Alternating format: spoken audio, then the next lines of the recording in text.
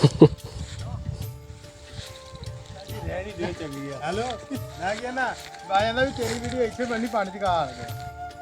अस्सलाम वालेकुम जी, ਤੁਹਾਡਾ ਭਰਾ ਜਵੇਦ ਕੇ ਬਾਅਦ ਚੱਠਾ ਪੰਜਾਬੀ ਸਾਂਝਾ ਤੋਂ ਅੱਜ ਆਪਣੇ ਰਕਬੇ ਤੇ ਆਏ हैं। बड़ा दिल खुश होया, सब्जा सब्ज़ार बने, बेहतरीन फसल है। लेकिन तुहानू पता है फसल किस तरह बनी है, इन्हें लखा रुपया खादा, DAP भी दोनों दफा पा ली है, यूरिया भी पा ली है, तो तां जाके रंग शंग ठीक होया, सब्जा होया।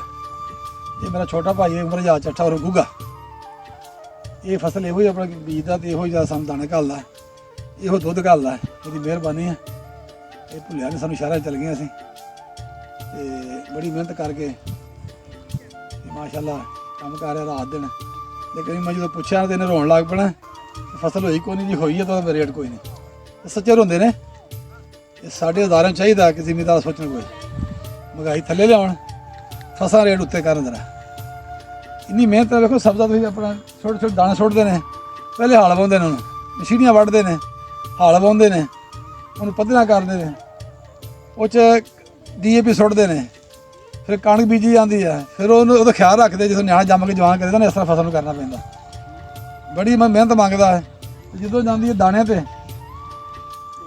उदों डर उदों भी होंदा है कि कोई तूफान ना आ जाए, ये केर ना जाए, बुरा हाल ना हो जाए।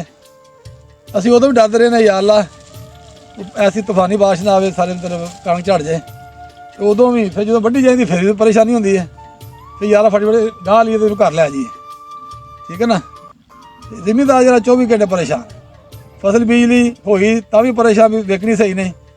जिहड़ी फसल जिन्होंने पूछांगे असीं कि तुहाडा कितना खर्चा आ जाता किले उत्ते ते फसल का की हाल है। हाँ जी दसो जी। की दसीए जी, हाँ सानूं ते DAP दी होश नहीं आउंदी।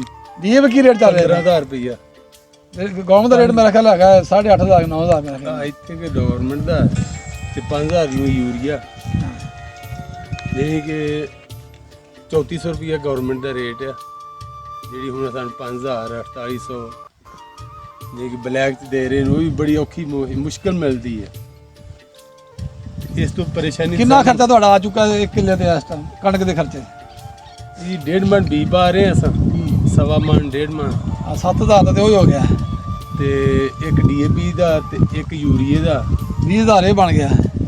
ਤੇ ਉੱਤੇ ਹੁਣ ਫਿਰ ਇਹ ਤੇ 23 ਪਾਵਾਂਗੇ ਜਾਂ ਇੱਕ ਗੁਆਰੇ ਦਾ ਪਾਵਾਂਗੇ। ਮਤਲਬ ਤੁਸੀਂ ਇੱਕ ਕਿੱਲੇ ਤੇ ਕਮ ਅਜ਼ ਕਮ 50-60 ਦਾ ਖਰਚਾ ਹੈ, 60,000 ਕਿਉਂਕਿ ਹੜ ਹੁੜ ਵੇਖੀਏ ਤਾਂ ਸ਼ਾਇਦ 80 ਤੇ ਜਾਵੇ, ਫਿਰ ਹੁਣ ਬੰਦੀ ਹੋ ਜਾਣੀ ਹੈ, ਫਿਰ ਟੂਬਲ ਚਲਾਉਣੇ ਨੇ, ਮਤਲਬ ਤਾਂ ਲੱਖ ਨੂੰ ਕਿੱਲਾ ਜਾ ਪੈਂਦਾ। ਹਾਂ।